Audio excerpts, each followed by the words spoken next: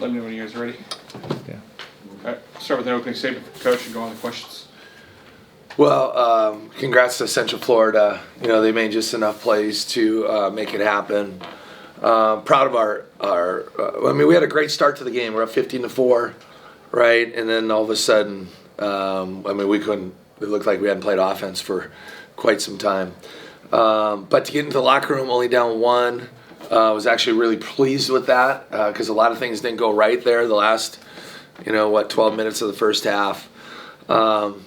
Just couldn't find a way to get enough stops at the end of the day. And then, of course, it's a catch-22. It's amazing. I mean, we shoot 51.5% from the field, and it's not very often when you shoot over 50% that you lose a game. At the same time, it's, our offense with 19 turnovers. I mean, those are just really difficult things to come from, to overcome. In particular, it's hard to overcome, period, but it's really hard to overcome on the road. And so it's like, how in the world did we even have a chance to win the game, in some respects. So our zone, I thought, slowed them down a little bit and gave us a little momentum down the stretch. But, credit to them, they made the play, when it counted. You get in the Big 12, such a high level of basketball. And there's always those moments. There's 1 or 2, 3 possessions where you got to find a way to seize the moment, and made a couple mistakes on that last possession and weren't able to get the stop. So, they had some guys that really played well. I thought, number 52, the freshman, Chiam, 8 for 10 from the field, 4 offensive boards, 18 points. It's really good efficiency. I thought Debo Coleman made a couple monster threes there in that second half that just kind of kept them at bay, so to speak, and just kept them in front enough. And Darius Johnson is a really good player. Made that three was monstrous. And then, of course, the last play. We did a good job as a whole on Keyshawn Hall. And we had some guys perform at a high level. But, our starters played, I thought, as a whole, our starting lineup played really well. We got 0 production out of our bench tonight. And our bench has been pretty good most of the year. But tonight we got nothing. And so when you got on the road, man, you need everybody. And we just didn't have quite enough. Coach just kind of talked about it. The fact that you were in the game at the end, they had a double-digit lead with about 6 minutes to go. You guys battled back to have a chance in the final seconds. What did you like about your team in that span to get back in it? Yeah, we had a good look to us. Like our guys, we stuck with it. Guys played with a lot of confidence. Our guys had really good voices in those timeouts and just kind of had a stick-to-itiveness to it, and you just got to find a way. And so we didn't flinch when we were, down by that margin, and we were able to string some stops together. Our kind of that soft 2-2-1, press to 11, I thought got them a little more off attack, and I think it gave us some confidence. And then we were able to get loose in transition and got a couple big offensive boards there. Obviously, Gabe was really good tonight. I think he only had 3 points at halftime, and that's what you expect out of it. A senior to kind of. All right, guys, and I thought we did a better job getting him the ball, whether it was calling sets or just through playing, all right, and finding him. We took better care of the ball in the second half than the first half. I mean, we had 19 turnovers, but 12 of them were in the first half. I mean, it was just that part of it was. But we just hung in there, and gave ourselves a chance. And, in this league, I don't care who you play or what the record is, you got to give yourself chances to win. And, I'm not going to say we're one stop away from winning because it probably would have forced overtime. But certainly I felt like we had a lot of the momentum, if we could have got to that overtime. But that's how it goes, man. You make the play or you don't. But I thought our guys had a good look, that especially our starting 5. But you just can't. There was just a stretch there. It was like, what are we doing? So you got to be able to overcome that. Coach, you mentioned starting the game shooting well, shooting 51% from the field. You guys were attacking the paint a lot. Yeah. UCF ranks near the bottom in Big 12 for defensive ranking. But what changed throughout the game that allowed UCF to capitalize on those turnovers? Yeah, early on, we did. We got it inside. Lovering's a really good player, he's a really good passer. That first possession of the game, for example, went basically right to the 30-second, shot clock, and Lawson kind of hit a little jump hook. And we kept throwing it inside, and they were kind of bringing the double, and we were able to get some clean looks off of it. And then we went away from it, and we didn't handle I thought they ramped up the pressure. They got some momentum, right? And then when they create turnovers, now they get easy baskets, and they just feed. They love that. That's a big part of what they do is score off of creating turnovers. So we got a little bit disjointed that way, and we got to play with more poise and composure, in that time. And we were better in the second half, certainly. And then on the flip side of it, they did a good job. I mean, they had some guys make Chum, some of the shots, we all know he can stretch you out a little bit, makes his first shot, which is a 3. They got loose on the offensive glass, too many offensive boards that we gave up. And, you got to be able to eliminate losing when you're on the road. You got to defend, you got to rebound, you got to take care of the ball.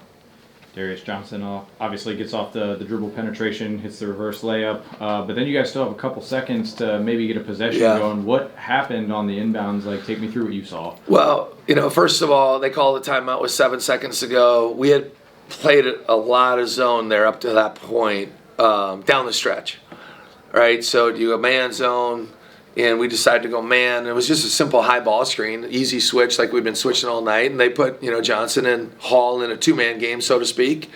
And, what happens to a lot of teams in that point, guys don't want to get scored on. So you got to play great team defense. And just rewatching the clip, we let Johnson get to his right hand. He is lethal to that hand. And we had done a pretty good job making him go the other way most of the night. And so we made a mistake there, and then we kind of hugged our guy. And so then it goes through, and it looked like to me Ezra just kind of got it and just threw it as fast as he could to the open guy, which is, I think he was throwing to Gabe, and it didn't look like it was a very good pass. I don't think Gabe was probably expecting it, either. And so you got to be able to have poise and composure there and at least get some sort of shot up, maybe a half-court shot. You got to get something, right? And maybe a miracle happens, but that's the worst thing you can have happen is just throw it away. And, for all intents and purposes, now it's a real miracle has to happen. Coach, we talked about how this was a UCF team kind of struggling defensively. What made it so hard for your team on the offensive side of the ball to kind of get over the hump? Yeah, well, first of all, UCF's a really talented team now. They've been in almost every game. Obviously, when you lose 7 in a row, it's not what you want to go through. But, it's a flip of the coin. Part of me is just well, we were incredibly, when you look at the shooting numbers, we were super, super efficient. Shoot 52% on the road, 51.5% on the road, that's hard to do. It's really hard to do. I thought our guys really looked for the open man, did some very good things that way. It was just the stretch where, we just had all these turnovers, and it just looked like, you can overthink this thing, but it's simple basketball, right? When teams are getting into you and teams are, you see a guy open, pass to the guy that's open. You can't play hero ball, right? And so you got to be able to play with poise and composure. And it's game 27 today, is that right? Game 27 today. So we've been through the Big 12 now. Right, we've played Houston, you play Iowa State, you play Kansas, you play, so you've seen every style of play, and we've been doing a way better job of taking care of the ball. It has been a bit of an Achilles heel for us at times, but we've really taken steps forward that way, but it reared its ugly head tonight. Coach, you talked about your own bench scoring problems tonight. Yeah. Obviously, UCF has kind of shifted around their lineup. They moved Debo and Jordan Ivy Curry to the bench. Yep. And they outscore you 33-4 off the bench tonight. Yeah. Was that really a big factor in this game, having those guys off the bench? It takes everybody, right? It takes a team. It's team. Basketball's a team game. Obviously, you got to play 5 at a time.